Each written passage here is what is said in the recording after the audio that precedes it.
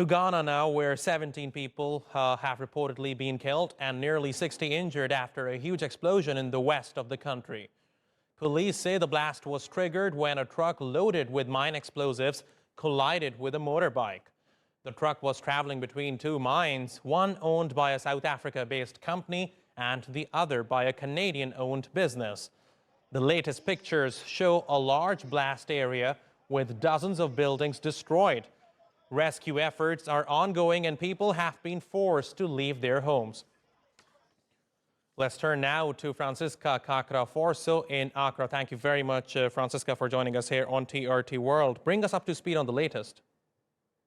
The latest information is coming from a statement that the Ministry of Information issued at around midnight, sometime after midnight.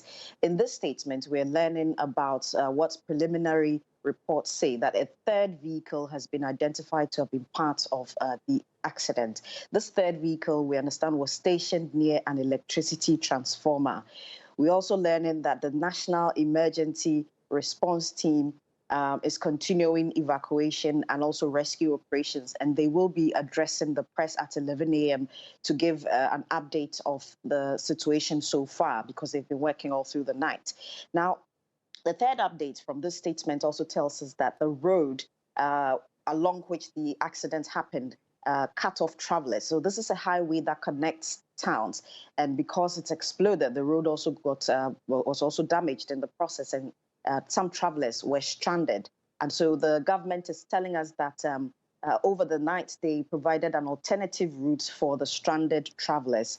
And another update coming up is that the critically injured persons are going to be transported to Accra, to the capital Accra, to receive further treatment. The final thing is that a team of police and military experts are being sent to the blast grounds to assess the situation there to forestall a secondary explosion. So that's the very latest. Now, Francisca, it's such a strange incident, and it makes me wonder whether it was an accident or a deliberate attack by a certain entity. What are your thoughts?